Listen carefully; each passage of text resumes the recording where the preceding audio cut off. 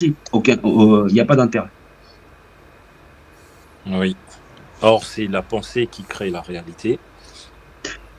La pensée, non, la réalité, la réalité, elle est créée depuis l'infini des temps. Et les lois qui régissent cette réalité, elles sont la généralité, elles sont la loi. D'accord. Et elles sont intangibles. Elles sont intangibles. Voilà. Quelque chose qui cède sa représentativité, il cesse d'exister au profit de celui qui l'a capté. Voilà. Maintenant, à partir du moment où l'ensemble de l'humanité et ceux qui l'ont écrit, les législateurs, ils ont fait concéder à l'ensemble de l'humanité toute représentativité, ils sont aussi dans le sac parce qu'ils ont constitué cette représentativité. De toutes les façons, ils ne l'emporteront pas. Parce que la législation, elle est là pour y veiller. Et la législation, elle est là depuis l'infini des temps. Le monde, il appartient à ceux qui se lèvent tôt. Et à ce jeu-là, l'infini des temps, elle était là la première. C'est ce qu'il faut retenir, autant pour ceux qui se battent pour leur liberté que pour ceux qui essayent de les capter. C'est aussi un jeu de dupes. C'est un jeu de dupes, oui. C'est le jeu de dupes. Ça veut dire que le serpent qui croyait bien faire, de toutes les façons, peu importe, il y a un seul sac à la fin. Maintenant, pour l'humanité, il y a deux sacs. Il y a le sac de son frère qui est en train de l'assassiner. Et effectivement, on essaye de ramener une parité. Et il y a effectivement le sac de l'éternité pour le reste, pour l'ensemble de l'humanité, si effectivement l'opération dans cette partie de l'univers, elle est avortée. Parce que cette réalité, les lois intangibles de l'univers, voilà, elles sont intangibles partout pour tout le monde.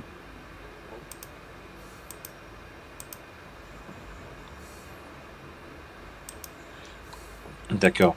Mais pour comprendre et manipuler ces lois,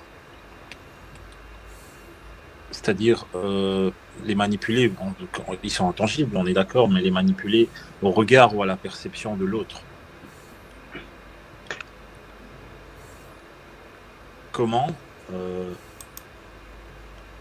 il est clair qu'il y a un groupe, une minorité, l'oligarchie qui a compris et effectivement qui utilise ça. Ils en sont les héritiers. Ils en sont les héritiers. Par quoi? Ils en sont les héritiers à l'origine, avant même qu'on ait construit les pyramides. Le culte de Seth, c'est le culte premier du contrôle des masses et des populations à établir l'inéquité en établissant la pyramide sociale. C'est ce qui leur a donné l'avantage, donc le fait de régner sur l'ensemble de leurs semblables. Ils ont dévié l'équité, l'égalité des hommes à vivre en hommes entre eux-mêmes. Voilà. Et c'est ce qui a généré ce qu'on appelle la première religion, donc le judaïsme, mais qui n'est pas la première, puisque la première religion, c'est celle de l'homme et de l'humanité. La deuxième, c'est le culte de Seth. Voilà. D'accord. Et la troisième, la judéicité. La quatrième, le christianisme. Et la cinquième, l'islam. L'islam. Voilà. Et le bouddhisme, tu le places où? Alors, le problème le problème, c'est que les livres du début, ils sont écrits pour la fin. Parce qu'ils concernent généralement les populations qui sont liées au problème et à la résolution de ce problème. C'est encore un aspect pratique, voilà, pour comprendre effectivement qui a le mot de la fin. Parce que effectivement, si les hommes ils pensaient qu'ils étaient tout seuls à régler leurs problèmes et que hypothétiquement ils n'arrivent pas à se soumettre aux lois universelles, il faut bien qu'ils aient plusieurs paramètres pour leur permettre de rentrer dans l'ordre et dans les rangs, à comprendre que effectivement, quand il y a une maladie, on donne le remède à celui qui a la pathologie. Voilà. Le bouddhisme, il est arrivé dans une partie du monde où effectivement il s'est confiné sur l'Asie, ils sont arrivés à une espèce de système communiste et ceci et cela, patati patata. On arrive à un endroit où la boucle elle est bouclée, ils sont dans un cercle sans fin. Ce cercle sans fin, il ne peut pas être brisé sans les trois religions du livre. Du livre qui n'en font qu'un, en fin de compte. Alors, parce que c'est l'histoire du Pentateuque. Le Pentateuque, c'est l'histoire de ce qu'on appelle Matan Torah, donc le don de la loi. Voilà. Et la loi, à l'origine, c'est une transmission orale et non pas écrite, parce que la loi, elle est écrite dans l'univers et que certains, à un moment donné, ont décidé de la manipuler d'une certaine manière, donc ils l'ont rendue rigide en l'inscrivant sur le papier. C'est effectivement la récupération du culte de Seth sur la transmission de la loi. Voilà, parce qu'effectivement, quand il y a eu la chute de l'Ancien Empire, ça a été la séparation entre ceux qu'on a appelés les errants, donc qui par les tribus voisines, dans leur langage commun, les ont nommés les Hébreux, parce que c'était des Hébreux, parce que ça voulait dire qu'ils erraient, et donc ce nom leur est resté. Et effectivement, les fameux Hébreux, dont les trois catégories sociales étaient ceux du culte, les prêtres d'Amon, du culte de Seth, qu'on appelait les Celtes, voilà, et la caste de ceux qui étaient les hommes de la terre, donc les Galles, donc Galatée, la terre, Galles, donc les héritiers, les Gaules, et les fameux Illyriens. Cette civilisation, elle a fait progresser ensuite en quittant l'Ancien Empire toutes les populations dans l'âge de l'écriture, puisqu'ils avaient une grande capacité d'adaptation, tant dans l'art de s'assimiler aux civilisations, mais sans s'y lier, mais aussi dans l'art de la manufacture. Donc, Socrate le dit bien lui-même, donc les Grecs doivent tout aux Gaulois, parce que dans leur art et dans leur culture, dans le fondement même de leur culture, mais les Gaulois, donc les hommes de la terre, qui étaient donc les humains qui avaient adopté le culte de Thoth, qui est par la suite devenu la fameuse divinité des Gaulois, Utatix, voilà, leur avait tout enseigné, mais dans l'ignorance profonde du culte des prêtres d'Amon et du secret caché du culte des pyramides, dans l'art et la manière de manier la hiérarchisation des hommes dans les populations, soit le secret de la pyramide sociale, donc dont il reprendrait fondamentalement le contrôle à un moment donné. Donc c'est une histoire qui s'écrit en plusieurs lignes dans l'art et dans la manière de faire, voilà, mais qui nécessite aussi de se plonger dans beaucoup de connaissances.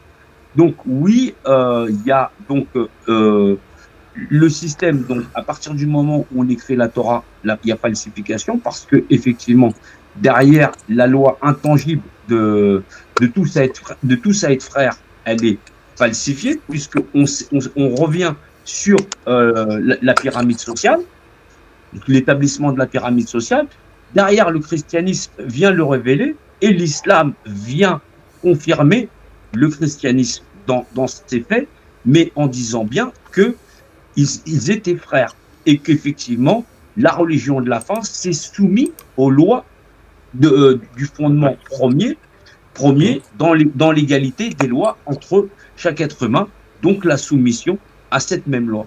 Donc, effectivement, l'islam le dit dans sa langue à elle, qui dit soumission, donc un musulman, mais qui se dit en français chez nous, soumis à la loi de l'équité. Simplement, pour mélanger les gens, on mélange les langues, les genres et les cultures et machin chose par l'art de la division de la pyramide sociale. Donc oui, il y a la vérité, elle est là, elle est toute nue, et simplement, il ne faut pas mélanger les choses et remettre les gens à la même place. C'est tout. C'est pas une histoire de... Voilà. Donc moi, mon combat, c'est pas celui de me battre pour les retraites ou ceci, jamais de la vie, jamais de la vie. Et je négocie pas avec la loi, c'est un truc, je peux pas le faire. Voilà. Je peux pas refuser à mon frère le fait qu'il est légal de moi. Voilà. Donc, à partir de ce moment-là, même si on est 3-4 personnes, vaut mieux un cercle de qualité, mais de vérité, qu'un cercle étendu de 10 000 km de personnes qui disent « nous, on va changer quelque chose », voilà, parce qu'ils y trouvent intérêt. Moi, j'ai aucun intérêt, si ce n'est la loi. Voilà. Je sers que cette loi-là. J'en ai pas d'autres, j'en connais pas d'autres. Après, il y en a qui disent c'est Dieu, l'autre il dit patate. Chacun avec sa langue à lui, chacun dans son cœur. Maintenant, celui qui est en face de toi, c'est ton frère. Point barre. Exactement. Voilà, il n'y a pas de tranquille. Maintenant, c'est là où on va différer dans l'art et la manière de régler ce problème, mais surtout de briser le culte de la pyramide et du contrôle des masses et des populations, le culte de Seth, qui, dans le langage oral, se dit dans les langues orientales, Shaitan, qui traduit littéralement Satan. À partir du moment où tu ne peux pas voir ce quoi tu combats, tu ne peux pas changer les choses, c'est impossible. Voilà. Donc, effectivement, on est bien en guerre, mais mon combat, il ne sera jamais avec ceux qui ont une culture de paille, parce qu'elle s'en va dans le vent. C'est ça qu'on appelle les païens. Mon combat, il est gravé dans l'éternité, et même la pierre, elle ne lui résiste pas. Voilà. C'est le combat des frères à exister entre eux-mêmes et à être éternellement ensemble. Maintenant, on doit visualiser le problème. Voilà, mais tous ensemble. J'ai pas d'autres combats. Et j'en aurai pas d'autres. Cette unicité, Jean-Noël, comment arriver à la loi du nombre établie sur la vérité des faits. Mais oui, mais cette loi du nombre nécessite une sensibilisation de la conscience. Il faut une prise de conscience. La conscience, chacun il doit l'avoir. Regarde dans ton cœur si l'autre en face, c'est pas ton frère. Aime ton prochain comme toi-même. Voilà. Oui, maintenant, les gens qui croient encore en ça, on les a soumis aux lois de la pyramide sociale, de la République, de patati, patata, nanani, nanana, jusqu'à des pays chez eux, ils en ont pas. Ils sont soumis à des pouvoirs, centraux, des patati, patata, parce que depuis longtemps, le culte de la pyramide, il est là. Il y a des riches, il y a des pauvres, patati, patata, nanani. Les gens te disent c'est normal. Tant mieux pour toi.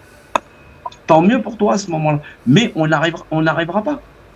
Et là, bientôt, les gens, ils préparent 7 milliards de doses et ils vont livrer leurs enfants parce que chacun il a l'intérêt. Et il dit, en plus de ça, sans respecter les lois de la nation, des peuples et de la nation, la loi du nombre a existé, à être légitime dans la nation. Oui. Cette simple raison qui est fondateur de peuple et de nation, il la refuse. Il y a des règles élémentaires, même dans la Révolution. La loi, c'est le peuple. C'est le peuple, mais dans la légitimité du nombre. Il y a des règles. Tu ne peux pas aller au combat en disant ça y est, c'est nous, patata, patata, t'es pas d'accord. Voilà. Sinon, il n'y a que toi. Maintenant, si tu veux vraiment arriver à changer les choses, il faut respecter la loi. La première loi, c'est la loi du nombre. Mais cette loi du nombre, elle est acceptable qu'à partir du moment